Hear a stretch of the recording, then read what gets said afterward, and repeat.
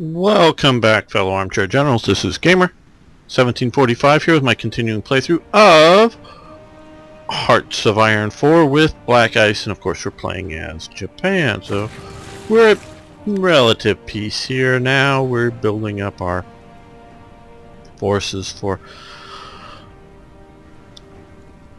future action. Now I'm just sort of kind of wondering what we should do here. Oh, good.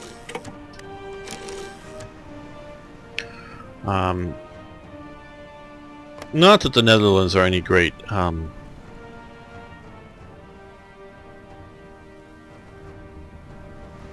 enemy, but they are yet to be attacked. Britain is, well, seems to be doing reasonably well. You can see in here they're not doing too bad. And of course Germany hasn't taken on the Soviet Union, which means the Soviet Union may decide to want to take on me.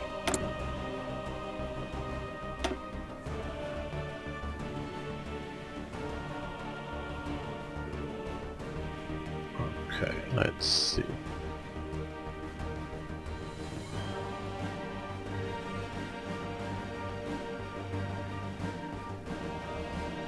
Heavy cruiser is nice, but let's what we might do here though is improve our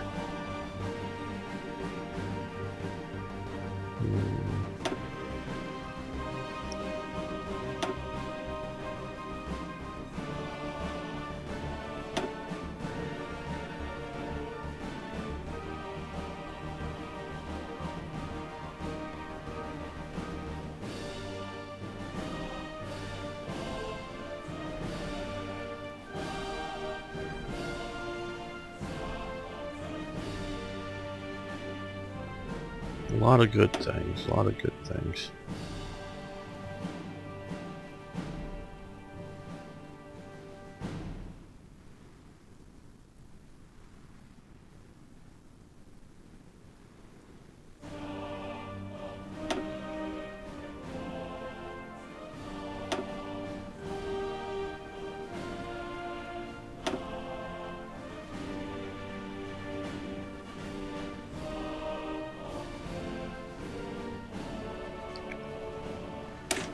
Yeah, that'll help a lot of subtypes. So we've somewhat reinforced the border. Oh, let's move these guys up to here. Well, we've definitely reinforced the border. Don't know that it's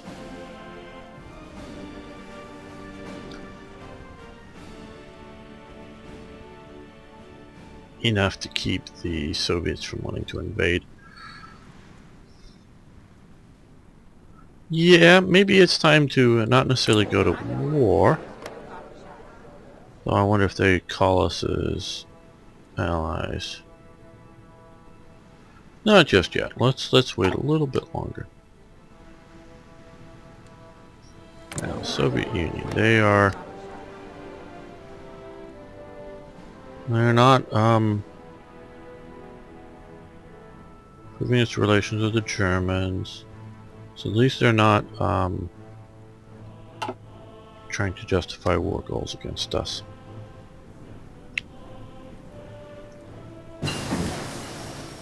Okay, the Nakajima KI-43.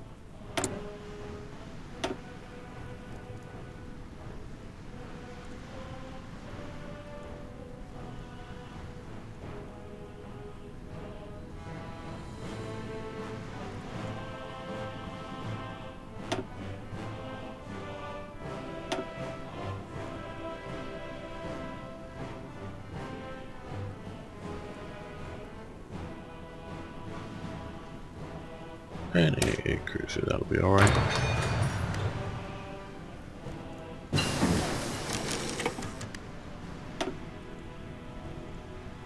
And it just gets us down to this. We'll skip making that and go right to here.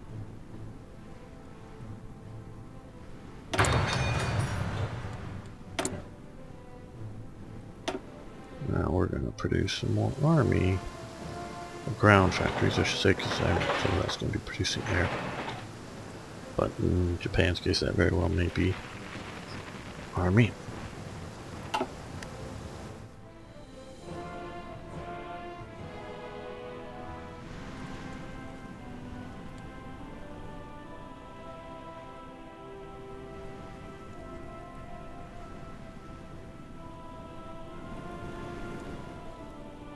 Let's see what the U.S. is sort of doing.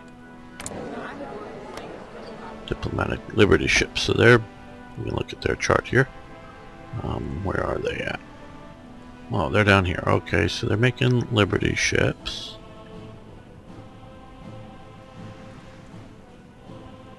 So they can start doing War Plan Orange, but they haven't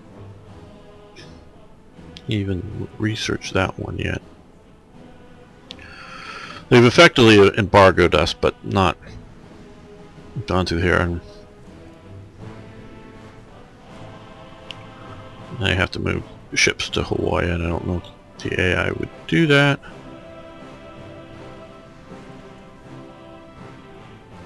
So get into there. So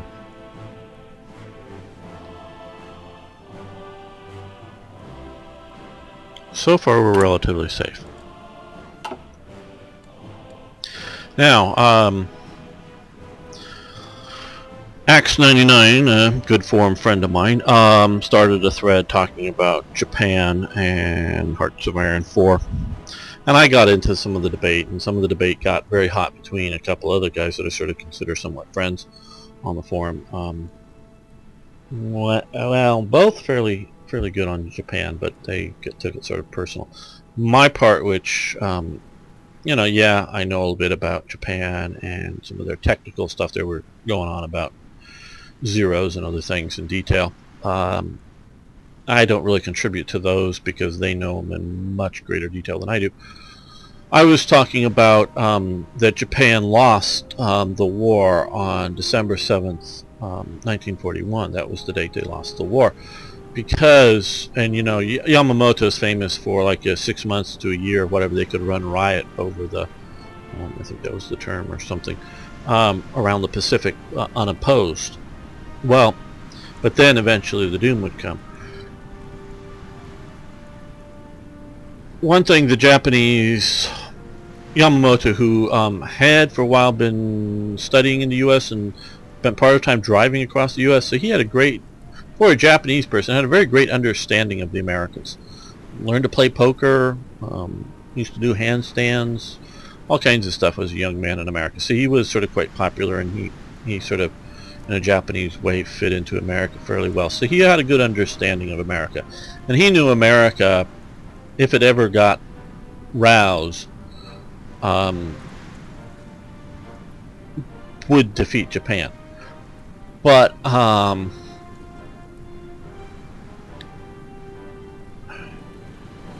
you know, the war between the U.S. and Japan, there, you know, a lot of people talk it's inevitable. Now, the U.S. plans and the U.S. ships in the Pacific, the only person that they felt that they, you know, any sailor, any Marine, any even soldier in the Philippines, the only people that they thought would have a possible war with was Japan. Now, there might be a war with Germany, but they, the guys in the Pacific, weren't going to be at war with Germany. German submarines weren't going to peer out of Pearl Harbor and try to sink somebody, or the Bismarck wasn't going to, you know, steam for Pearl Harbor or steam for Manila Bay and try to sink anybody. They weren't worried. These guys. Now, the Americans, you know, operating in the Atlantic, that's a different thing entirely. I'm talking about the guys in the Pacific, specifically. You know, so they weren't worried about the Soviet Union. They didn't have much of a fleet. You know, they weren't worried that Australia was going to, you know, decided to hate America or something.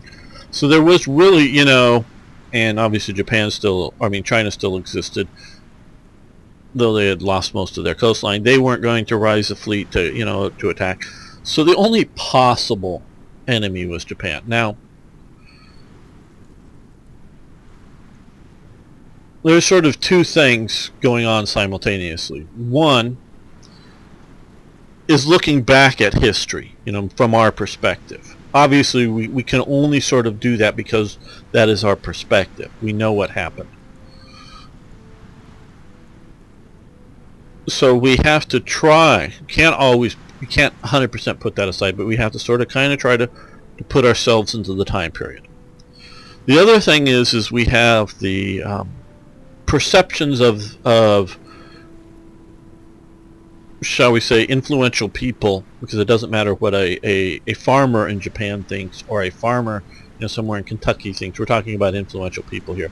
We have the perceptions of influential people. That's a real thing.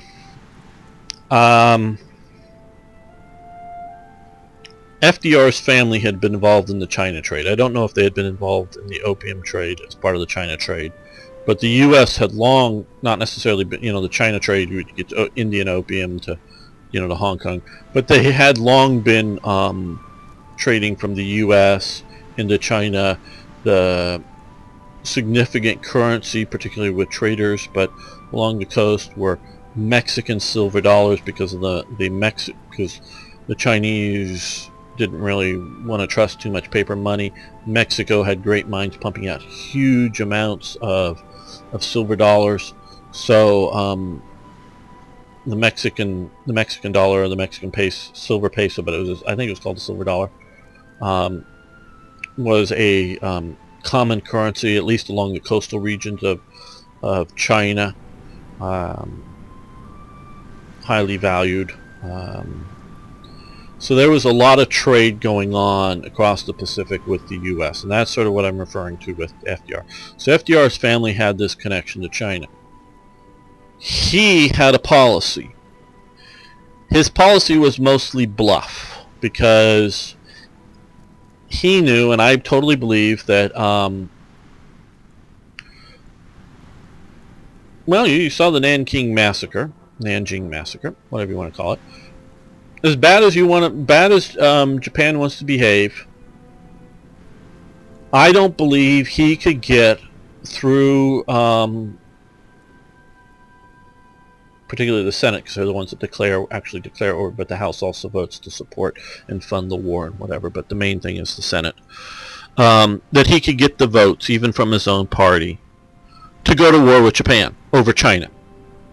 Maybe, and as I talked about, and my friend Axe, who's Australian, thinks that maybe the U.S. would have gone to war to help the British if Japan directly attacks the British. If it's looked at as Japan is trying to throw off the colonial yoke, trying to protect British colonies, I don't know that the American people would have gone for it. I just don't know that they would have. But I am sure, and yeah, you could say it's racism, but I also think it's, there wasn't a lot of photos in newspapers, and even in things like Time magazine and Life magazine, which were then the main way you got photos.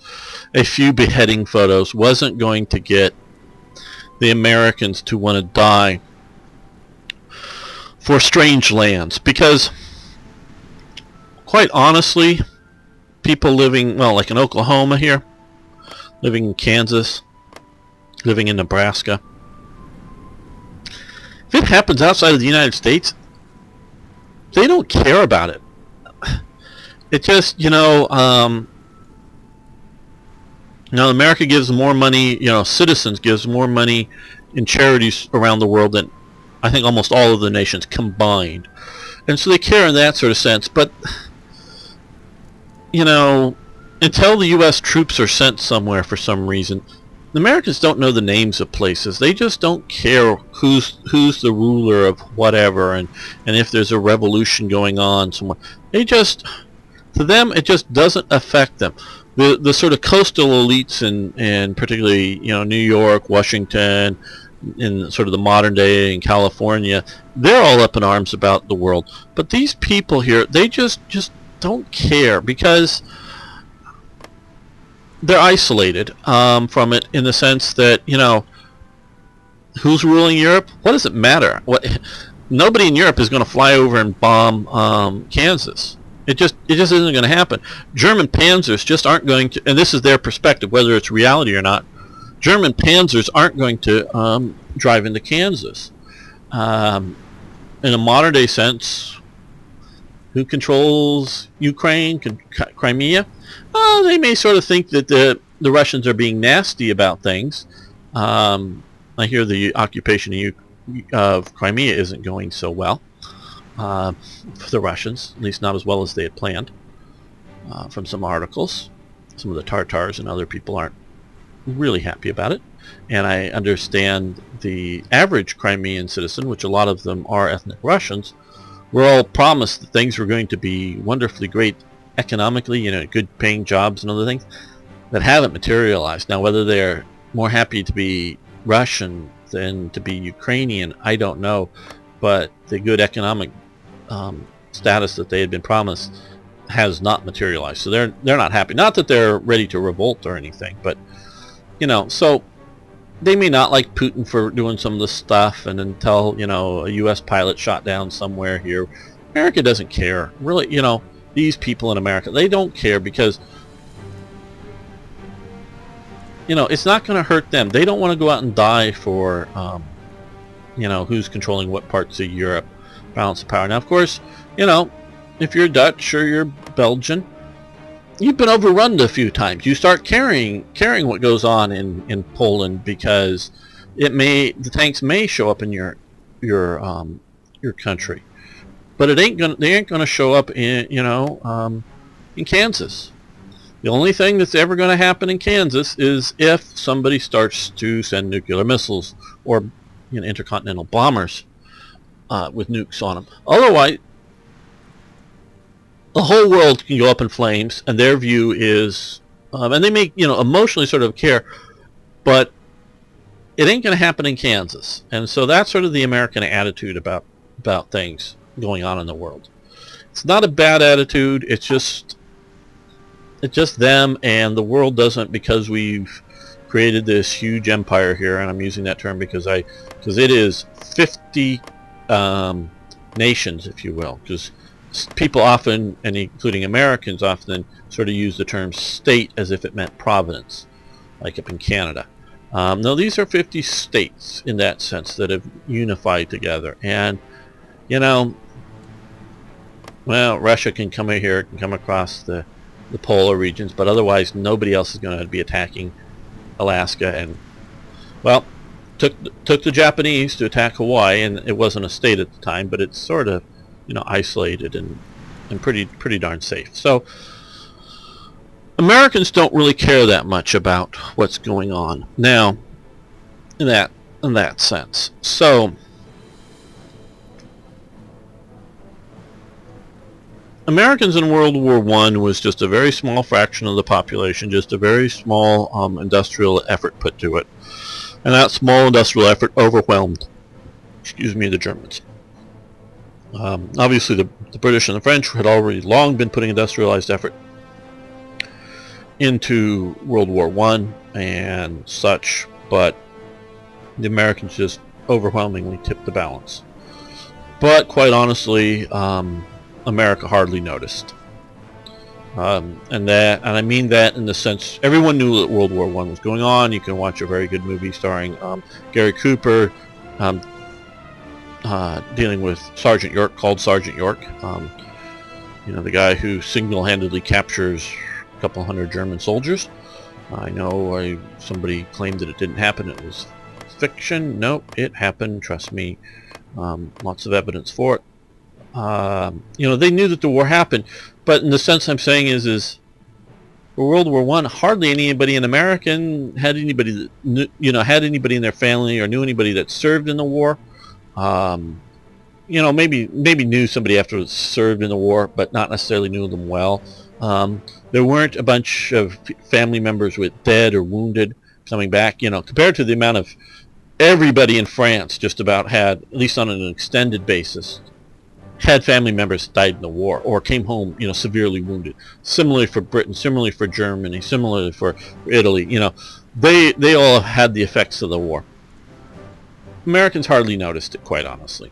And so Another Europeans doing another war. Are we going to get involved in that? There's America First committee that did not want to get involved in the war. So even though we fought the British twice, once for independence, once just because the British were assholes.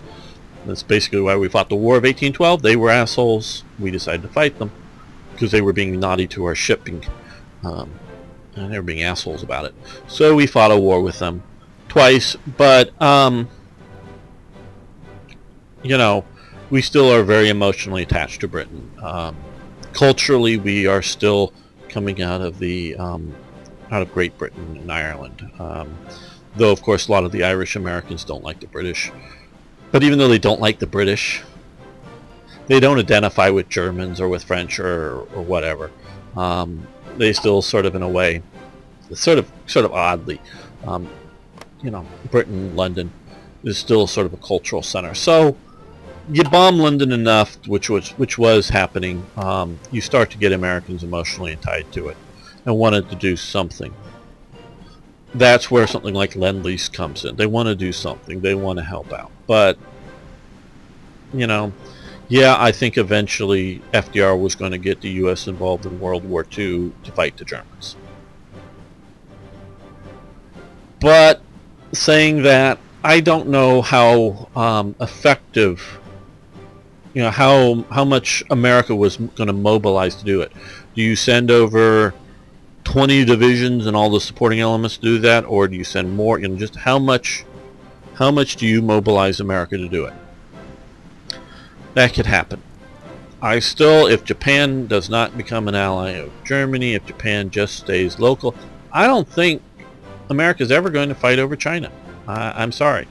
Now, Japan may feel, the Japanese leadership may believe that an embargo, and it's not a blockade in the sense that no one could trade with Japan, but just America refused to trade with Japan, is an act of war. And that we're cutting you off from our resources, our manufactured goods, so that's an act of war. And obviously it's an unfriendly act. I'm not going to dispute or deny that in any shape or form. But I personally think it's a sort of like a personal choice of a person or a nation not to go buy or sell to somebody. So that's what they did. And if it stayed that way, I don't think the U.S. would have gone beyond that in any official capacity. Notice I said official capacity. Now, that doesn't mean that they are going to stop selling arms to China. That doesn't mean that unofficially they will allow recruiting of pilots and allow shipping of sort of fighters that America didn't want, and by the time they were there, they were being made for Britain, but they were old enough models, the P-40s, that the British didn't want any more of, shipped them to China.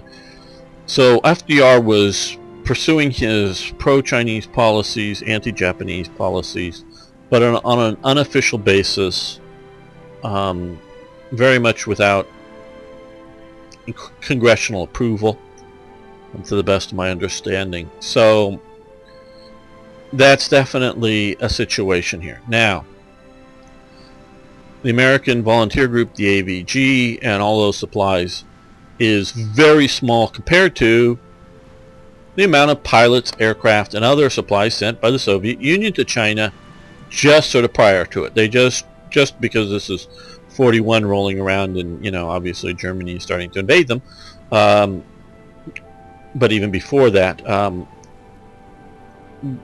the Soviet Union is reducing its support for China. But they had gone actively supporting, sending in Soviet pilots in Chinese uniforms, but they didn't look Chinese, if they got shot down or whatever, and spies reported or whatever on them, flying, Soviet-made airplanes with Chinese markings shooting at Japanese aircraft. Japan, at that point, because they had tried earlier before they had gone into China, a brief border war, what border skirmish, or whatever you want to call it, with Russia. They weren't planning on going after Russia for doing greater aid than the Americans were giving. And so I don't think just because the U.S. is giving them aid that Japan feels it needs to go to war with America. So that is not an inevitability, in my opinion, because they didn't do so with the Soviet Union, which was doing much greater. Obviously, Japan went to war with America because the Philippines is in the center of their links to their resources, particularly oil and rubber. And that would be an excellent base to interrupt their supplies. That's why they went to war. It was over this. Now, like I'm saying is maybe, just maybe, if they go after the, see, obviously they grabbed Indochina, put pressure on Siam to become a bit of a puppet. Once Germany's, taken the Netherlands, I don't know why the world would get too upset over Japan occupying the Dutch East Indies. Or no, let's change that. If the Japanese were smart, called it, which they sort of did, liberate the Dutch East Indies from the Dutch oppressors, set up a puppet state. In 41, late 40, early 41, is Britain, including Australia, in any shape to actively oppose that? Now the Dutch did, and by the time they came in, there was a few American ships as part of a sort of an international patrol force down here.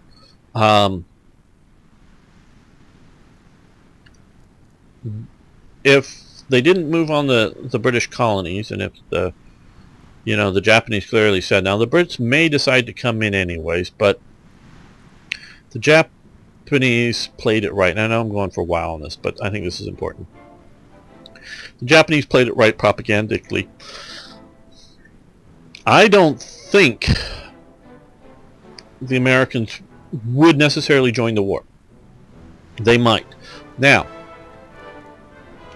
Japan is already officially in the Axis. Japan, if Britain goes to war with them and not just the Dutch, which puts Britain at war because maybe Britain feels that it can hold out in Singapore. They thought it was Gibraltar of the East. And, wasn't that bad of a thing. They outnumbered and had a lot more ammo than the Japanese did. By the time Singapore surrendered, the Japs were just about out of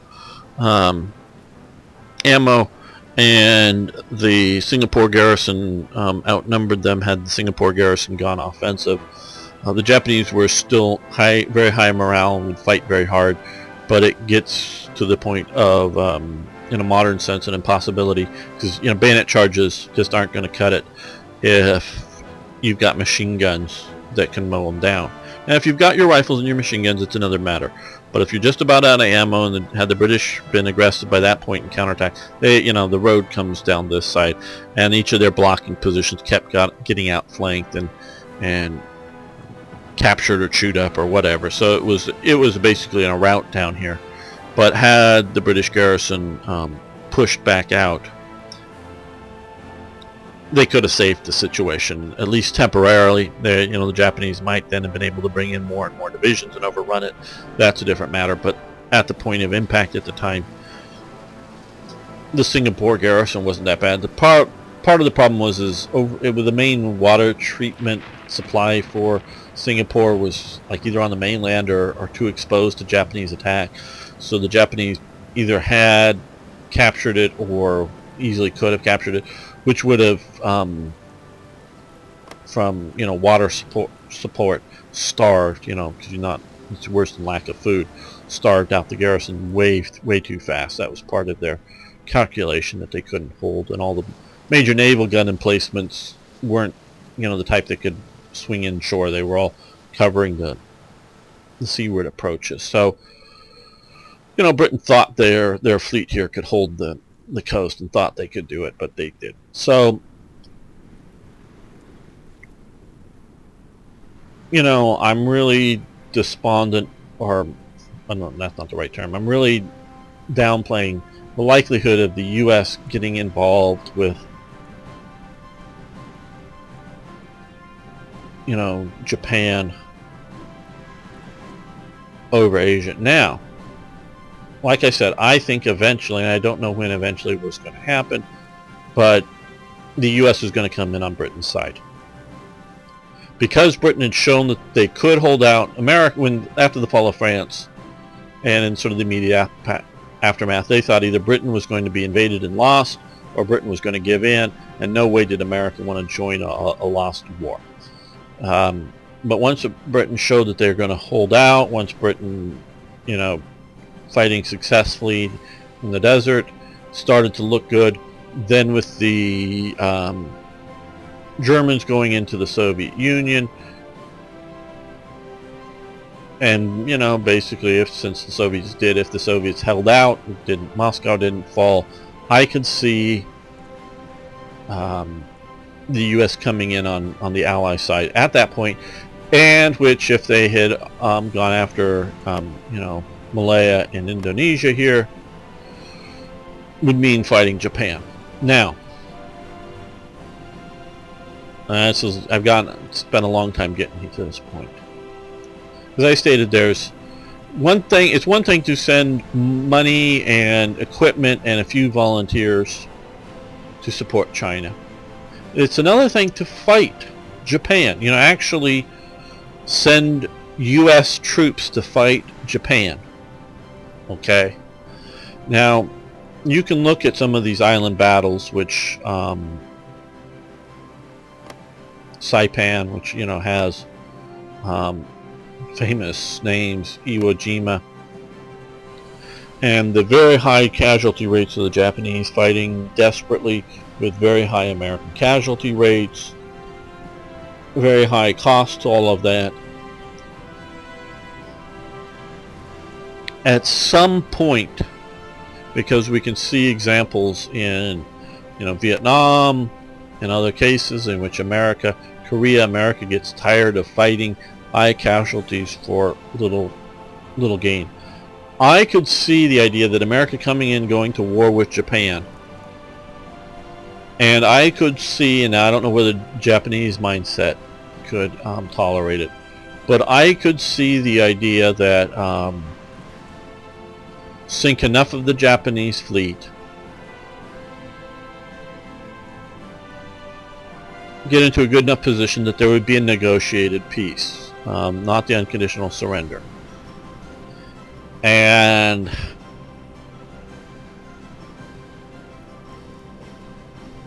it could have looked very different, because I don't, you know, they made some movies, I think Frank Capra did during, you know, films during the war, and basically they decided not to show them because they were just too bloody. They would just too much enrage the American populace, or the level of fighting in Japan was sort of without quarter, without mercy on both sides.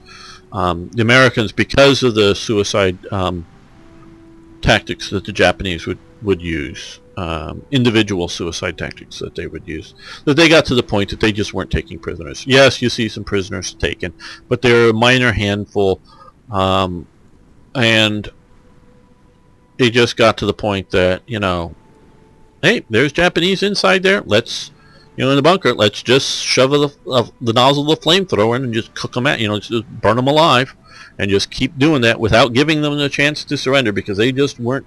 Because enough times that, oh yeah, we'll surrender. You know, it happened just enough times early on that they would come out, and then somebody with a hand grenade would, you know, blow themselves and the American captors up. That they just weren't even asking for surrender. This isn't a war crime, because you do. If somebody offers to surrender, you do not have to accept it. Now, once you accept it and you kill them, it's a war crime. And the Japanese weren't necessarily asking for surrender, but it just got to the point that these battles were to the death. The U.S. started a little bit on Okinawa when, and there's film which I've seen of Japanese civilians jumping off cliffs to die. but it starts to get the idea that the Americans don't want to kill the civilians, and so that they start trying to let them to surrender. If there's, if you'll surrender, everybody peaceful, let the civilian, we'll take prisoners. They start doing that a bit in Okinawa, but prior to that, it's mostly just kill them, and that includes a lot of the campaigns in the Philippines.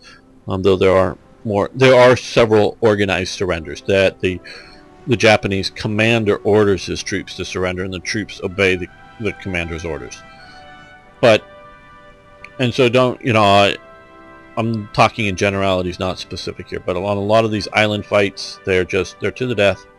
Now that's not always the case. One of my naval instructors was a PT boat commander in World War II. Told the time that he showed up to an island. I think he said what island, I forget. But one of the islands, maybe down here in the Solomons or something, showed up to an island. He and I think 2 or 3 other PT boats, each pulling a tug or two, showed up to the island. And the Japanese, hands up, surrendered. Just everybody came out peacefully because, and only because, they had been entirely cut off from any food and resupply.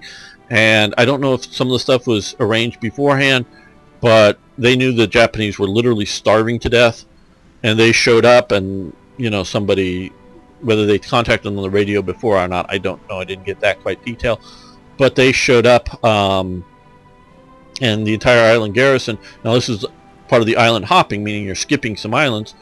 These islands had been skipped, didn't have any significantly useful bases on them, and these are in the hundreds that 600-700 Japanese soldiers just surrendered because they just zero food, and there was no way for them to continue to fight, and so they surrendered. So when you got in those kinds of places, and he loaded them all onto their barges, so that none were on their PT boats, which all had their machine guns trained on the barges, and then towed them back to some larger base where they could be interred.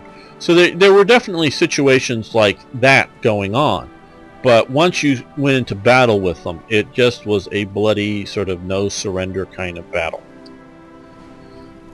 Americans don't like that. Americans don't fight that way. The Americans aren't geared towards it. It's because they were enraged over Pearl Harbor and the attack up here. It was because of that. They were so enraged that they fought that way and were willing to fight battle after battle after battle. Obviously, we don't know what would have happened, but I could readily see a negotiated ending, shall we say, not a U.S. occupation, a negotiated ending that would have left at least core territories of like Korea and Taiwan as part of the Japanese Empire. If they didn't do the Pearl Harbor attack the way it happened. Had they announced 48 hours in advance in Washington that they were at war, that might have meant that the Pacific Fleet would not have been at anchor, but had they done that, it would have been different as well. It would have been somewhere in between the situation of the U.S. deciding to go to war with Japan, as maybe, like I say, as part of helping Britain, somewhere in between that and between the idea of the surprise attack that just enraged America. That, and this gets back to the core of this, that's what these people thought in Oklahoma and Kansas and Nebraska. They were enraged. Yeah, they wanted to fight the Nazis and they wanted to win there. Yeah, that was important. They just wanted to kill the Japanese. That was, and they sort of pushed to the American public, Europe first because it's the most dangerous, and then we'll go get the Japanese. Well, sort of a bit more balanced than that, a bit. but that was more of a situation is why aren't we going to go fight the Japanese? All of the soldiers, and they didn't know how bad it was going to be, but all of the soldiers, and Navy personnel, everybody else, they wanted to go fight the Japanese. That was what they were joining up to go do. A lot of them were fairly disappointed to realize they were going to Europe.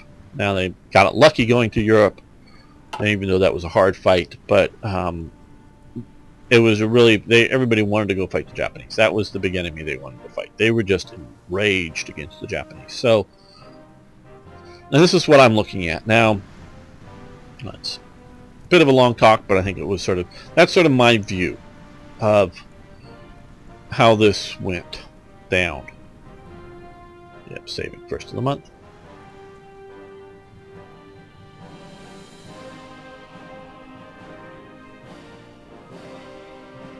So now we're garrisoning the border somewhat more effectively. So I don't know what the situation is going to be for us here because of motorcycles. We received a small shipment of armored cars from the German Reich. Okay.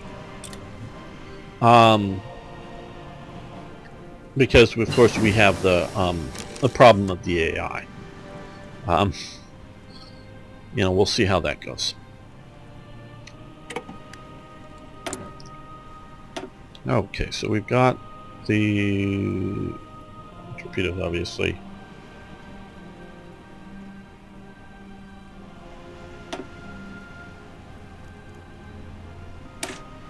I think that's going to be useful.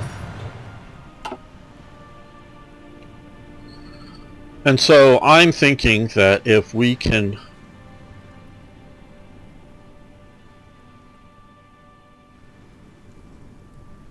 like I say, I want to try to blitz down into Australia and the British Raj. We'll see how well that works with what we have here. I don't think the Dutch East Indies is going to be a problem.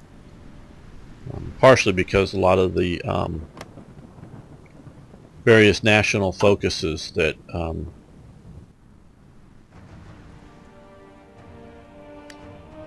they're Together for Victory is added for this part of the world haven't been incorporated into Black Ice, so not doing as well because Australia has some better.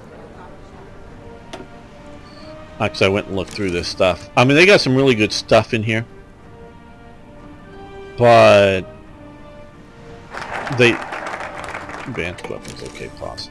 But they don't have some of the stuff that strengthens the Pacific out. That's in there. So not that you got to do with them Together for Victory stuff has, but it probably would be a good idea to integrate some of it.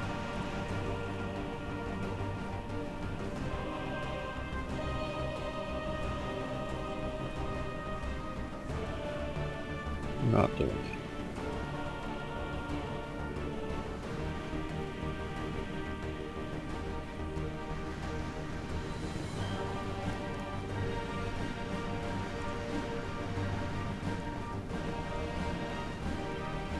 Yeah, we'll expand some of these. But so if we can move in as much as we can without getting the American involved, that's what we want to do. But once America gets involved, I want to take out these islands, including Hawaii, because I want to put what I've been sort of doing here, a bit off camera,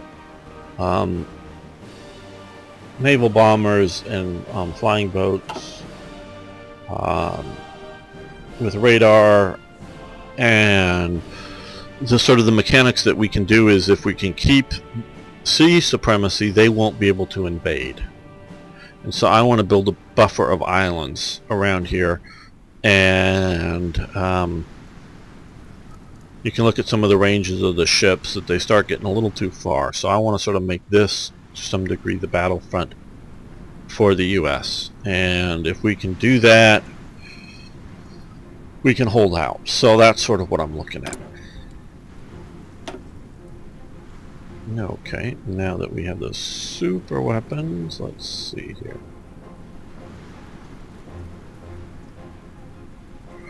Now,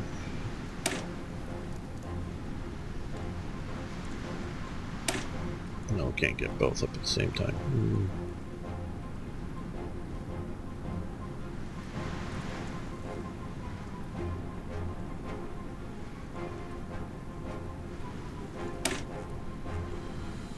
Okay. Subdetection, 40, trying to see what the...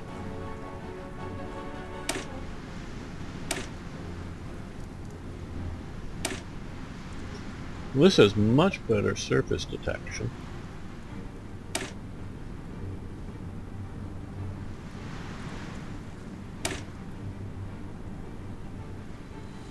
Fire range 19, 18,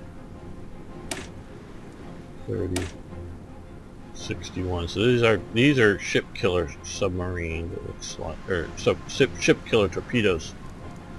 Firepower. So these are the gun. 2, 5.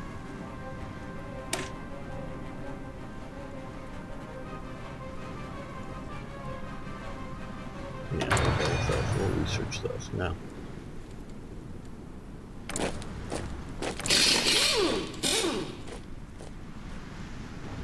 Okay, so we have the new models of carrier, which we should also do one here. So once they're done, we'll shift over to the newer carriers. We don't want to give up half a year's production on 2 of them. And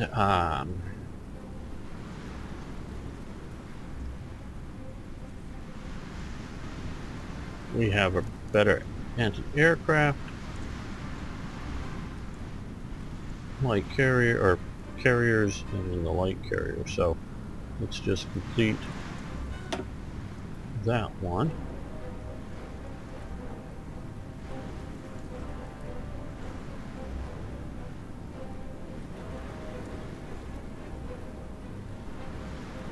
Complete that one.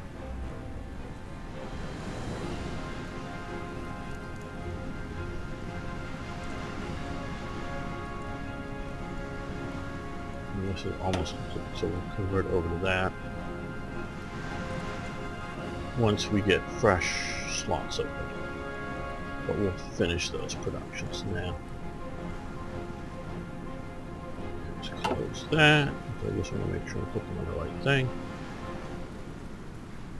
I'm not starting a new production line. Here we go. So now we have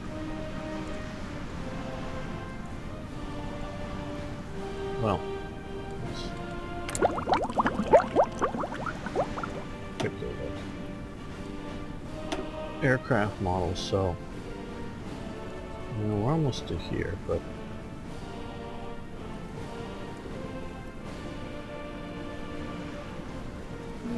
it'll be pretty good. I think we'll go with those.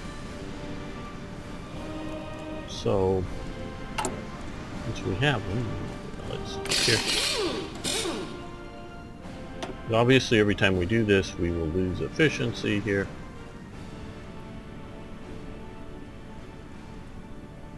So cut down. So we'll do that. Because if it was just going to be, say, 2 months worth, it would be better to just do one jump. So it may put you further down here.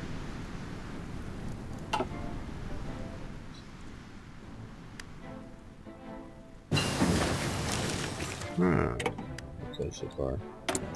Research bonuses, yes, okay. And we might as well take this as well. We put both of them into production here, as we're building more shipyards. How we got 2 more shipyards coming. 3 more.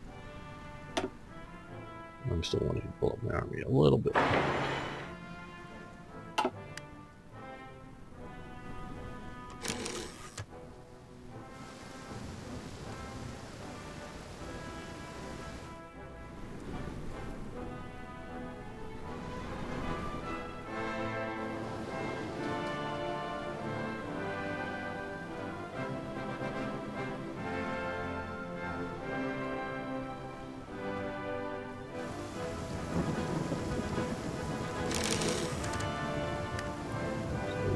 Four more of these divisions. So these are good divisions.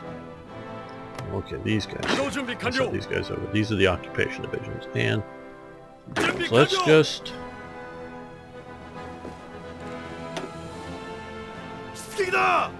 not sure how well they count the difference between, and I just don't know. Like,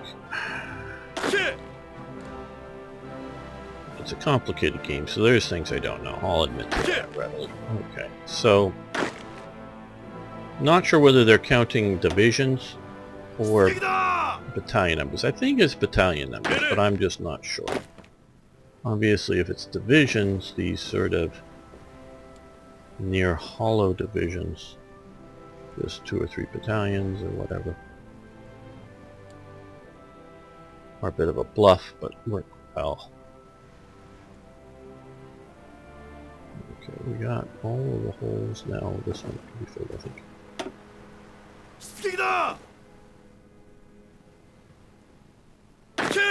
Now we've got 3 good divisions.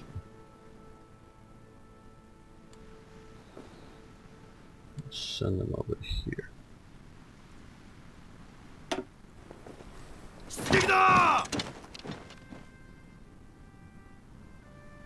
Fill those. Got a bunch of these sort of light divisions. Light infantry, regular infantry, some artillery, a bit of horse. Not great, but they would be useful in some of the rough terrain going into Burma and places like that. But I'm worried a little bit about dumping too much over here for supply purposes. But these very likely could be something that I use to invade India over water or something if my Marines are busy other places. Okay, so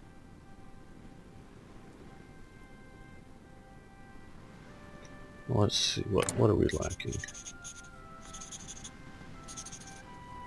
Okay, we're still lacking transport, so we need more transport. I think it's basic troop transport, motorization. Let's give them 2. Because we're getting a few more being built, and since we just got this guy,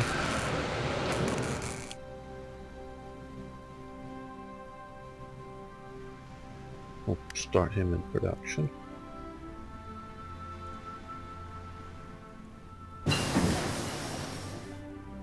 Light artillery carriage upgrade, cool.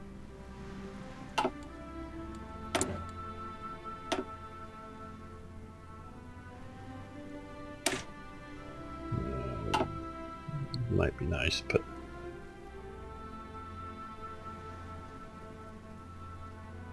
yeah.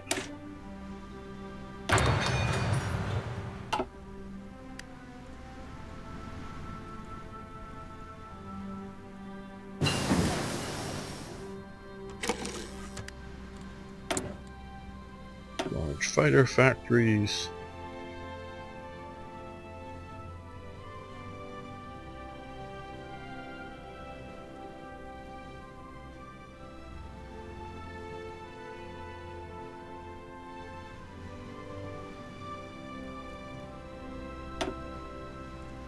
Already doing that. Not going to do that just yet. Someday, maybe.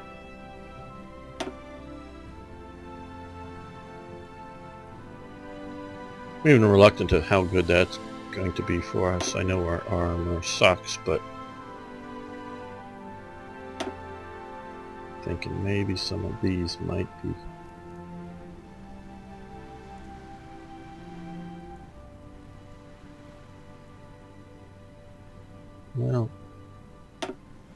Let's do this. Let's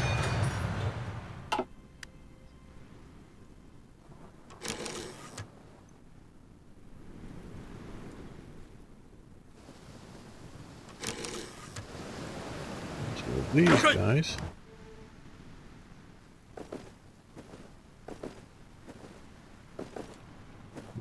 Let's first look. Okay. That's... You know there's mountains around here. And forest, mountains.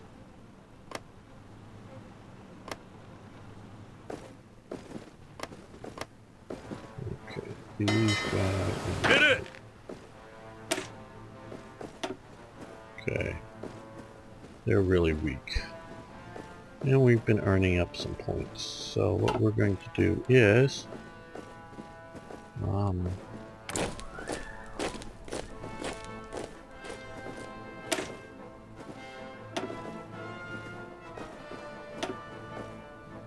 add 2 battalions to each of those. That'll be the cheapest on points.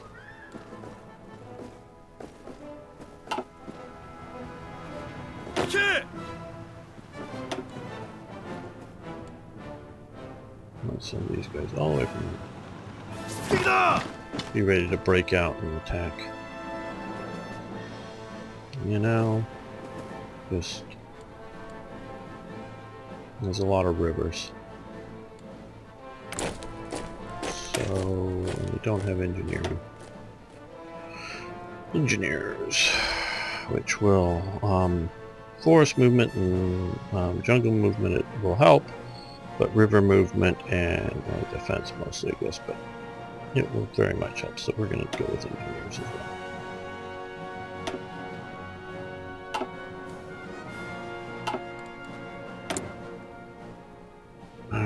Let's see. No, just a single one added. Okay. Single slot added.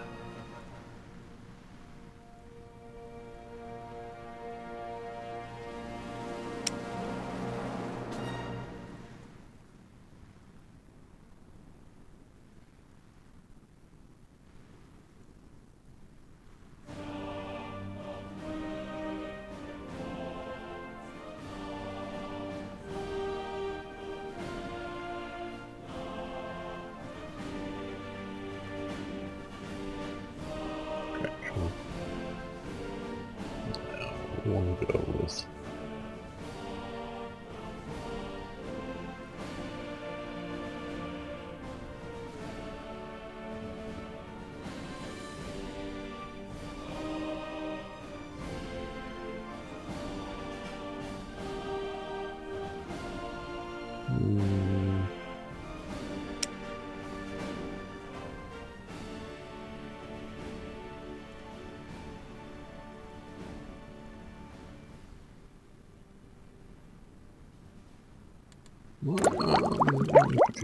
oh no, okay, so we haven't finished researching out. That makes sense. Now I understand.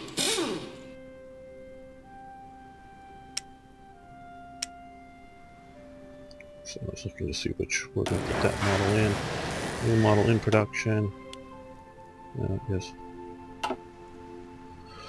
Lay down the hole, get it started.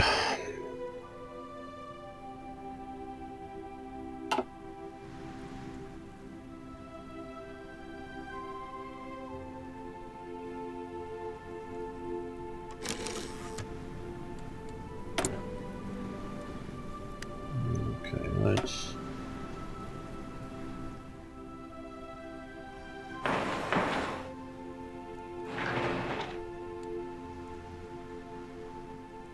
Naval base. Now we want to do naval dockyard, which is the production. That's what we want to do.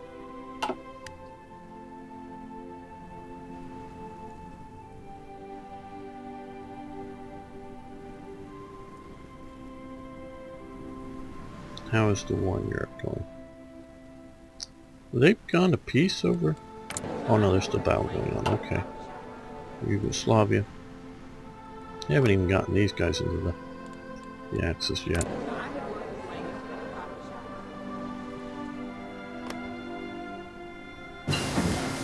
Well, we got more main. Okay, now these guys are done. Okay. Oh.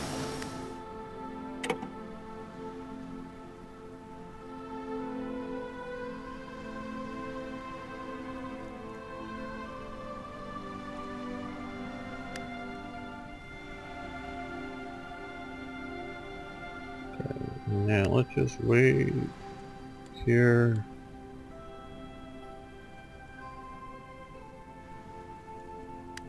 Okay. Now it's 1941.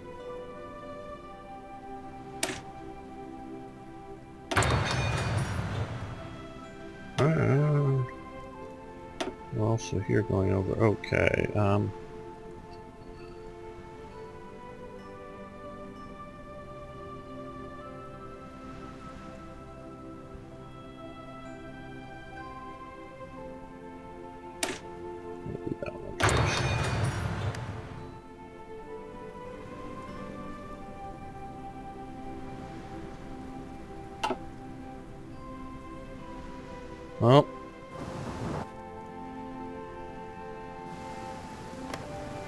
Well, there's been some sort of French-British landing. Okay, I guess they threw them back. They're still part of the Axis. Okay. Now, oh.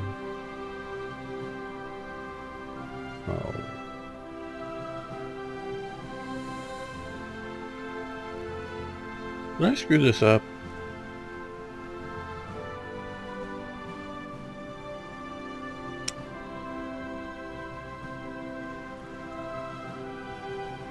No, I don't think I did. Oh, these are just...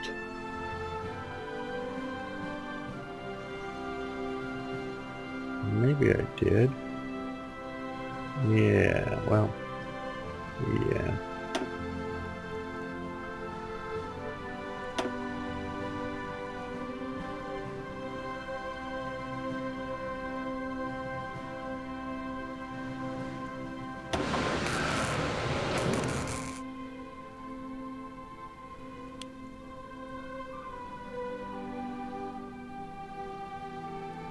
These are the ones with heavy torpedo attack.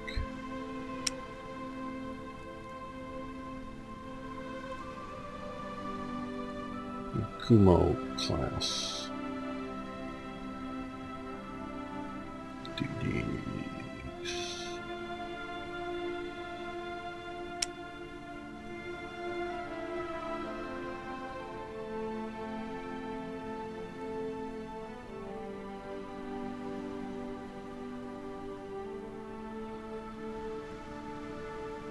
These are the ones I also meant to have in. Well,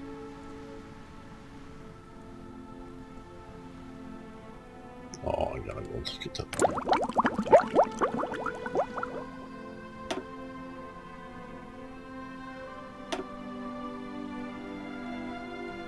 No, we want the Yugumo. Hey, Akazuki class. To have a mix of destroyer types. Akazuki class DD3Bs. So let's find the Yugumo and then the Akazuki.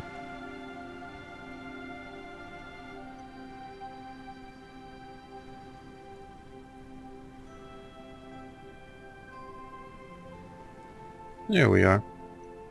These guys. They're grayed out just because these are thought to be, because it's generation better. They're different, not so much better.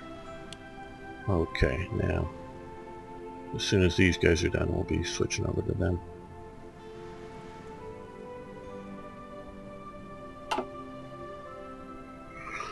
That way I won't get too confused.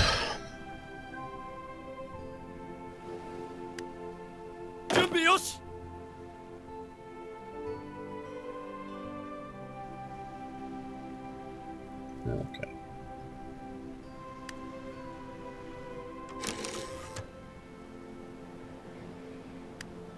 し No, 行くぞ no. 命令 You stay right where you are. We just want to back up the militia division there.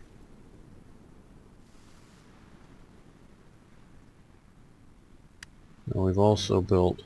I really, really wish they would move air bases to being at the provincial level instead of the state level.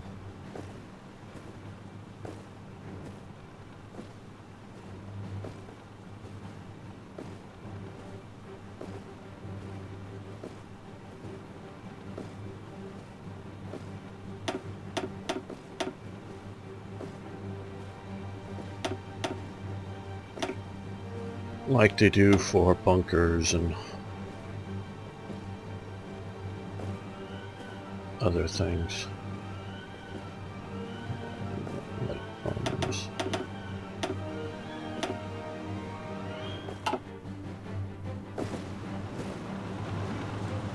And seaports.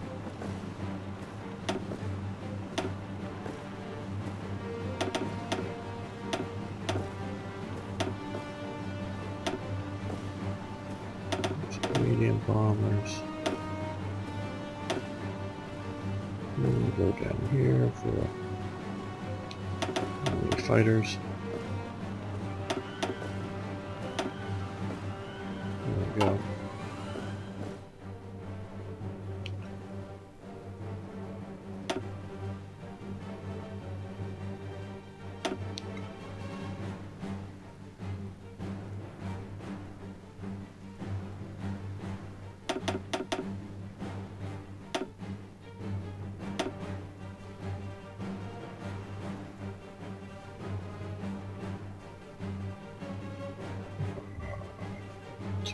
Yeah, like bombers over here.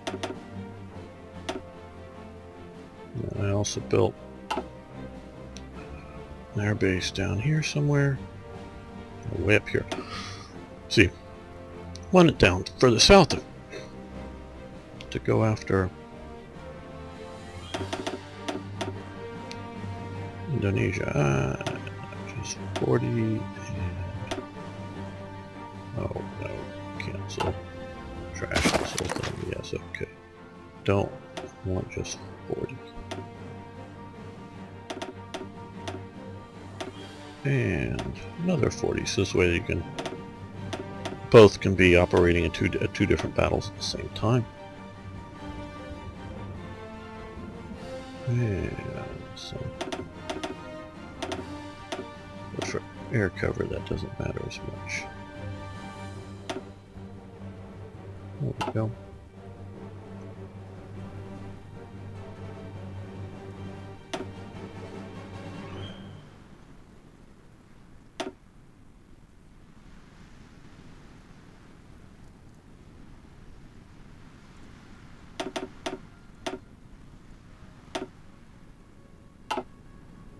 Be able to pound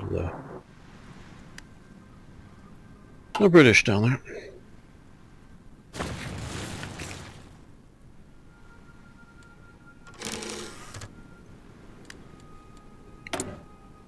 Okay, well, we're going to now put into production. Where are they? Where are they?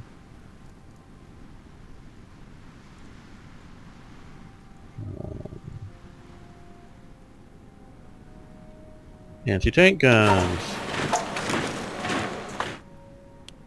At least 3 factories eventually there.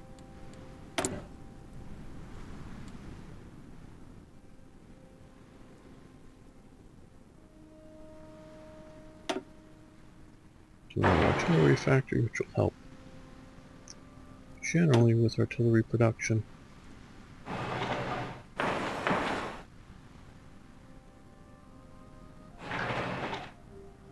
Okay, well I think at this point we're going to end this episode. I want to thank you so much for watching and thank you for liking the videos. I really do appreciate that. And of course, please post questions, comments, suggestions, ideas. Love hearing from you. See you next time for more Hearts of Iron.